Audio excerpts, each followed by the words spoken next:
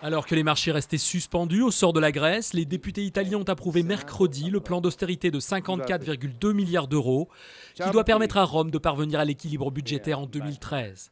Ce nouveau tour de vis, très impopulaire en Italie, avait été annoncé dans l'urgence début août par le gouvernement Berlusconi en échange du soutien de la Banque centrale européenne. Après la Société Générale et le Crédit Agricole qui ont vu leur note abaissée d'un cran par l'agence Moody's, 5 régions espagnoles dont la puissante Catalogne font à leur tour ce mercredi l'objet d'une dégradation de leur note de la part d'une agence d'évaluation. Fitch Ratings s'inquiète de la forte augmentation de leur endettement, l'Espagne peinant à sortir de la crise économique.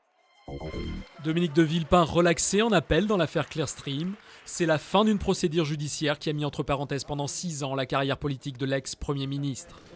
Une décision dont il espère qu'elle servira de leçon pour la présidentielle, à l'heure où il est attaqué sur le front de la France-Afrique, accusé d'avoir touché avec Jacques Chirac des mallettes de billets de dirigeants africains.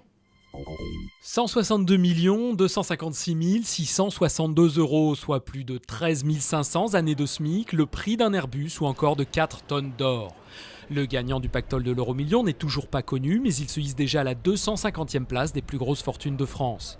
Le joueur qui a validé son ticket en Normandie se positionne juste derrière le gain record de 185 millions détenu par un couple d'Écossais. Après l'OM, vainqueur mardi soir des Grecs de l'Olympiakos, c'est au tour de Lille et de Lyon d'entrer en lice mercredi soir dans la prestigieuse Ligue des Champions.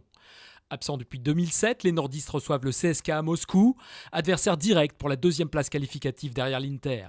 De leur côté, les Rhodaniens ont un bon coup à jouer à Amsterdam où ils affrontent l'Ajax en pleine reconstruction.